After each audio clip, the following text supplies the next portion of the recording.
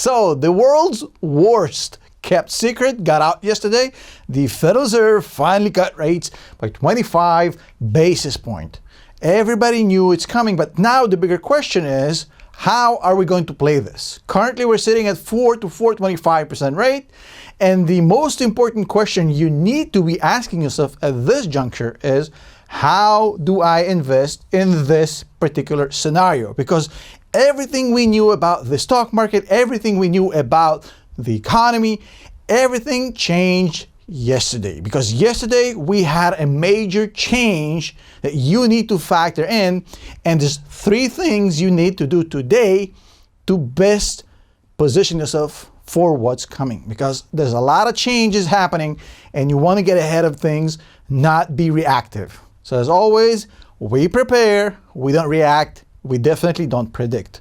So what happened yesterday was actually a very normal thing, okay? The Federal Reserve has 2 modes. The first mode is restrictive, where essentially they're pressing on the brake, trying to slow down the train. The second mode is the alleviating mode, where they're actually pumping the gas, trying to get the train to go faster. So we have a lenient mode and a restrictive mode. Now, the titles and the terminology doesn't really matter here, but here's the thing. Until basically yesterday, even though we already had a couple cuts a few months ago, we were still borderline between restrictive and almost before going to a lenient mode. So basically what happened is that the Fed got this situation on their hands. Up until 2022, everybody was cruising along nicely. The train was basically in cruise control. We had 0%, almost 0% interest rates. And the Federal Reserve didn't really have to do nothing, right? But then, as you know, we had the inflation spike, and the Johnny-come-lately, aka the Fed, woke up a little bit too late in February of 2022 and started raising rates right away, basically essentially smashing on the brake. And they took rates all the way from 0 to 5.5% within 18 months. One of the fastest time that we've seen an increase like this. Maybe not as fast as the old Paul Volcker days. You know, Paul Volcker, the OGs, they'll know what I'm talking about, but it's definitely up there.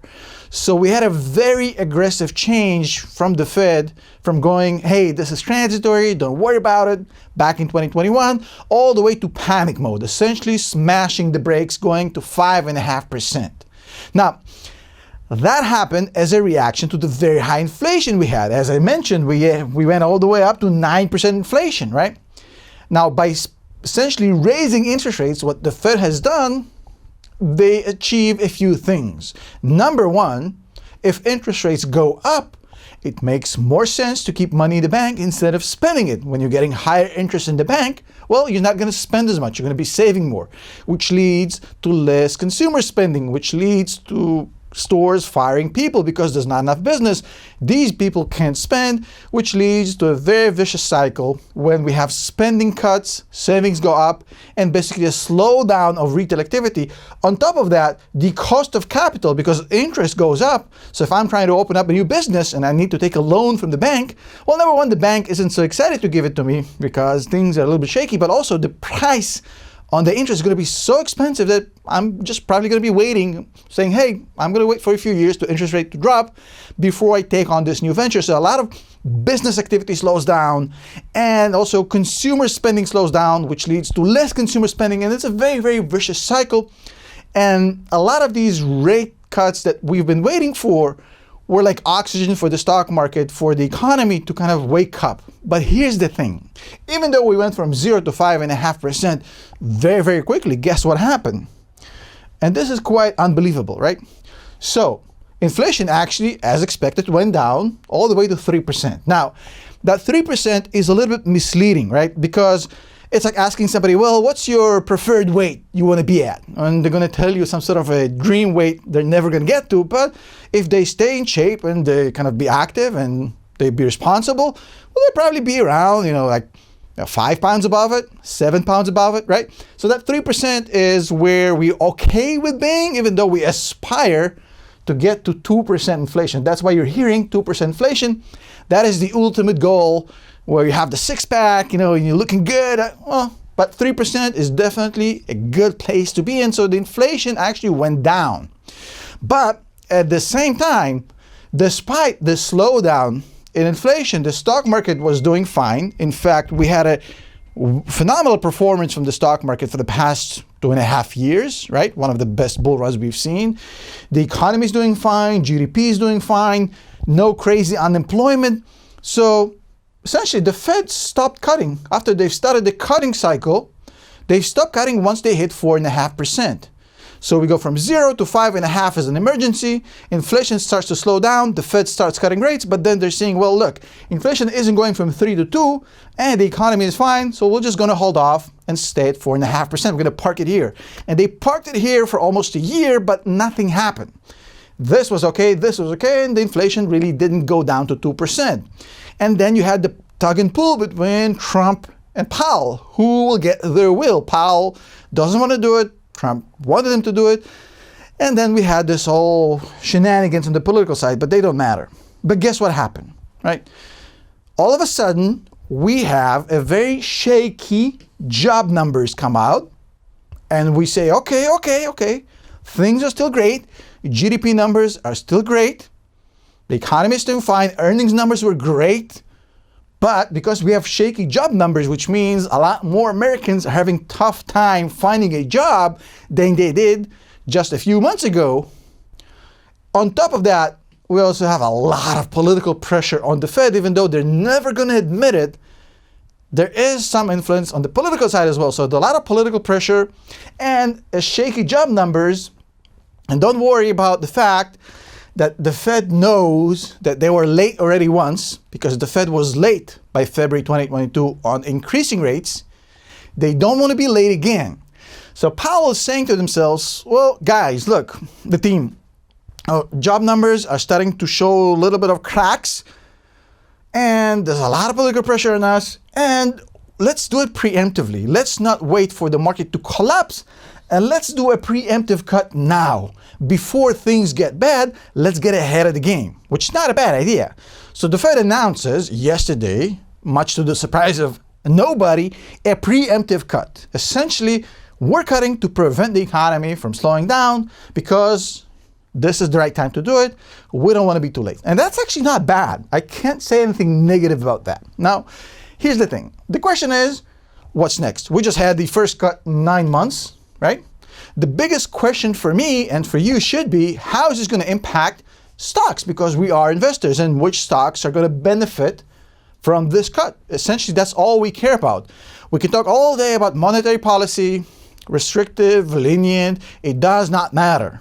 All that matters is which stocks are going to benefit from what happened yesterday, because yesterday we finally had a shift. We went from restrictive, even though we already had a few cuts, we officially crossed the Rubicon, the point of no return. We're now done with the restrictive mode that we started in February 2022. So this changes literally everything, okay? Now, how does it manifest itself, right? So number one, I just want to make sure everybody understands we have 2 more cuts coming this year. It is, at this point, almost a certainty. Again, there's nothing certain in life except death and taxes. But again, barring aliens landing on some crazy stuff happening, we will most likely get 2 more cuts this year. There's not going to be a lot of surprise if it happens. And if we get, more cuts, we'll have more profits, more corporate earnings, more spending. We have cheaper capital. So this is very bullish for the stock market, right, Tom? Well, it depends. It's not as easy as it sounds. And I'm going to explain in what environment are we existing right now, okay? What do I mean by saying it depends? Well, you have a good cut and you have a bad cut, right? Now, the Fed is out there saying, well, look, the Fed, we're ahead of the game, we're preemptively cutting, et cetera, et cetera. They're saying that they're here. They're saying that they're making a good cut. A good cut is a timely cut, it's preemptive, and it happens before the economy stalls, and the market is usually fine after a good cut. So the Fed came out yesterday and said, literally, this is a preemptive cut. They've used that language verbatim, because they're signaling we're here, right? But the fact that they're saying that does not guarantee that, okay? if we have a bad cut, essentially if we are too late and we don't know it yet, well, this usually means that we're heading for a bear market, for a major correction in the stock market, and possibly a recession. Okay? Which one is it? Nobody can tell you for certain, but I'll share with you my 2 cents and my opinion. I'm not going to, some people say that and say, well, what do you think? Tell me in the comments. Bro, did I just watch your video for you not to give me your opinion and send me to the comments just to create watch time? I mean, I hate when people do that, right? So I will give you my opinion. I personally think that this is a good cut, okay? I'm not going to shy away from making a selection saying, I don't know. I think it's a good cut because if I look across the board and I see the corporate earnings are terrific, GDP growth is fine, the stock market is doing fine, spending on the consumer side is fine, albeit there's a lot of debt issues on the consumer side, and it's not as plain vanilla, it's a little bit nuanced, but overall, I would give the current status of the market about a B-, okay? So if we are in a B- environment and the Fed is cutting, it's actually a good time to take a preemptive measure versus a market that's already in a D or an F, okay? So we're actually here, I think, which makes it a good cut. So if you ask me, the Fed is not late, okay? Now, let's take it one step further, okay? So if the Fed is not late, which is great, what's going to be the result, okay? So obviously we're going to have more jobs, payroll increases, more spending, which is going to lead to economic boom, and then we'll have a bullish cycle for the market. But I want to warn people here a little bit about what this means. If you expect the stock market to go on a 24 non-stop month rally because the Fed started cutting, it's not going to happen. Well, again, in the market, anything can happen, but it's not likely to happen. Because right now, we're sitting in a market that's a little bit frothy, okay? The current market is at all-time highs. Now, in itself, all-time highs don't scare me at all. I mean, the market hits all-time highs 15 times a year on average, okay? It happens all the time. I'm not afraid from a market that's all-time high, but, okay, here's the thing. Let's go back and be a student of history here, okay? If you look at an all-time high market and a combo of a Fed cut, right, that happened a lot more than people think. More than 20 times in history, we had the Fed initiate a cut cycle when the market was at all-time highs. And mostly when this happened, things were all right, okay? In a spectrum of about a year, if you take the 1 year time horizon, 12 months, the market on average returns about 13%, which is phenomenal, about 3 or 4% above the average. And the good part is that 100% of the times, a 12-month period after the first cut in an all-time high environment led to a green market, which is good, okay? But, and here's the thing I want to explain. Because we're such a frothy environment, a lot of greed, a lot of FOMO, a lot of hype, where I'm seeing stocks like Carvana flying out, like open doors flying out. Stocks are up hundreds of % per year, and that's a very frothy environment. I don't know what's going to happen in the next 30 to 90 days. I don't know. It's a complete toss-up, 50-50. I don't know. And there is no way to predict. I don't know if a correction's coming or not. I wouldn't be surprised, let's put it this way, if a correction actually comes sometime in the next 3 months to kind of rebalance the market a little bit. I don't think it's going to stop the 12-month prediction. So for me as a long-term investor, I'm fine. But the next 30 to 90 days, I'd be a little bit careful, okay? Now, does it mean that we have to stop investing for 3 months? No, because I want to show you this chart here and I want to explain why overall I'm very bullish long-term, okay? Not all-time high markets are created equal, okay? What do I mean by that? Well, if you have an all-time high market, which is the green market right here, right?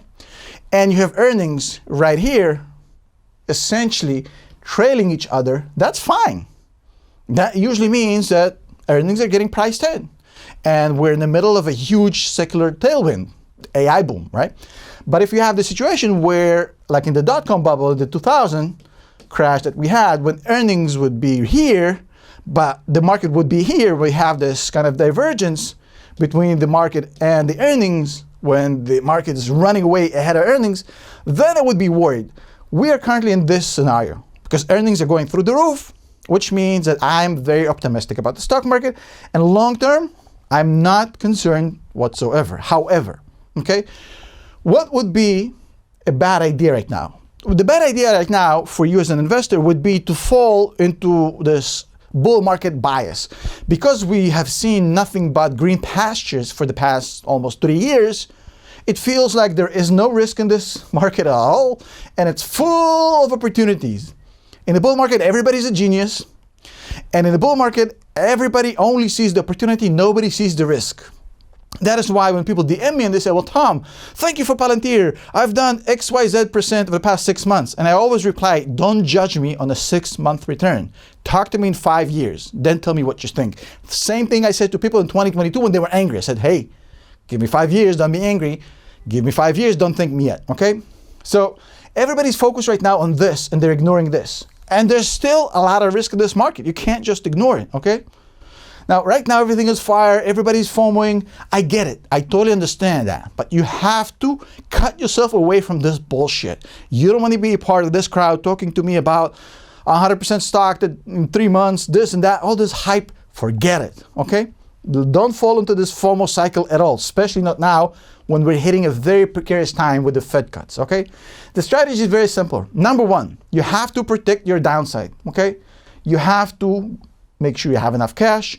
You have to make sure you have enough bond exposure so that if we're wrong and the stock market actually takes a tumble, you are protected. You can't just ignore this risk whatsoever. Number two, as I said just a second ago, do not chase cheap money. A lot of people are going to be saying, oh my God, cheap money will benefit this company and that company because they have so much debt. We have to get into these hype stocks, etc., etc., etc., etc. Okay. If a company is very, very leveraged, which means it has a lot of debt, and now the anticipation is that because of this new Fed cuts, it finally is going to do a lot better because the debt becomes a lot cheaper.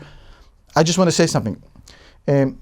This is very important, okay? You have to focus on pricing power, on margins, on recurring revenue, on free cash flow, not on hype, not on, oh my God, yeah, this is the stock to invest in a cut cycle. Still, don't forget the fundamentals, okay? Number three, rate sensitive type of investment definitely will be real estate trusts. Obviously, real estate is going to be one of the main beneficiaries from the cut. Obviously, people are taking a lot more mortgages when the rates are cheaper and so forth and so forth. Financial products, obviously anything in the financial sector is going to define more loans, more activity. And anything in home building and housing, stocks, stocks like, Home Depot, all this stuff, they'll do fine, okay? Now, obviously, as always, especially now, because as I said, leaders who are operating on easy mode are going to do a lot better. The Palantirs, the Teslas, and the Nvidias of the world will obviously be a great investment now more than ever, because if they did fine in a high interest environment, imagine what they can do in this one, okay? Number five, of course, you have the secular megatrends. You can't forget all the leaders in the AI business. They will do better than everybody else. But most importantly, please avoid the highly leveraged companies. I want to repeat it again. Companies with a lot of debt are initially maybe prone to spiking because everybody will be excited. But look, a rate cut does not cure a bad business. If it's a shitty business with a lot of debt, the rate cut is not going to cure the underlying situation. It's just going to be an Advil for somebody who has a much bigger problem, okay? Stay away from highly leveraged companies, even though it may seem like the best things in sliced bread right now with the Fed cuts, okay? I do want to offer you this partial list, okay? Now, on this list, there are stocks who I consider to be the 3 tiers of a good start right now to think about investing, okay?